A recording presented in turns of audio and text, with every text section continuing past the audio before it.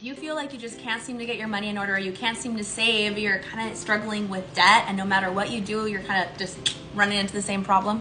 Don't worry, the good news is that there is no hopeless situation. We can definitely work on it. However, potentially finance coaching, money coaching might be a good option for you. With money coaching, we work collaboratively one-on-one to create a customized and individualized finance plan that will work for you. Not only will we talk about your current money management habits, but we'll also talk about the examples that you had of money management, of saving, of investing when you were a child. Those examples that we had in childhood really shaped not only our whole life and our personalities and all that stuff, but also the way that we manage money.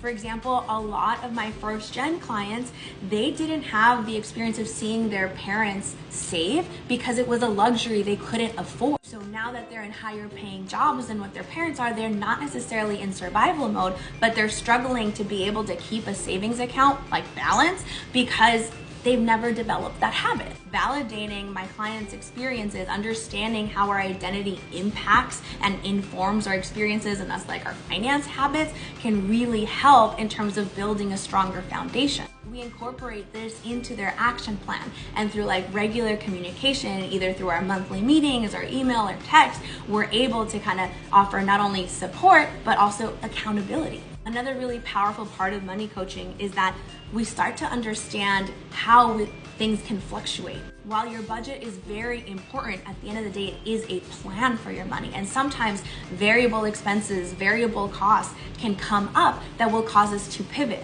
I had a client who had an unexpected vet bill, for example. So when that happens, we kind of talk through, all right, what are the options? What are you thinking that you're gonna do in order to be able to afford this? Where are we pulling from? So that we can walk through that adjustment together. Throughout that whole time, we're also talking about increased financial literacy. So if we need help with understanding different accounts, or if we want to start learning how to invest, when we're at that point naturally of our finance plan, that's when we start to include it. So that it's a natural kind of scaffolding, layering and adding on aspects of your plan. Not only does this make things more accessible, but it makes it more sustainable because it's not too much all at once. It's okay, here's this little chunk, now this, and this. Another added bonus is having your own personal cheerleader. I know that seems a little bit silly, but with little things happen oh my God, I made an extra $50 payment to my credit card, or I finally paid it off. I negotiated down my collections debt, and I got a 4% raise.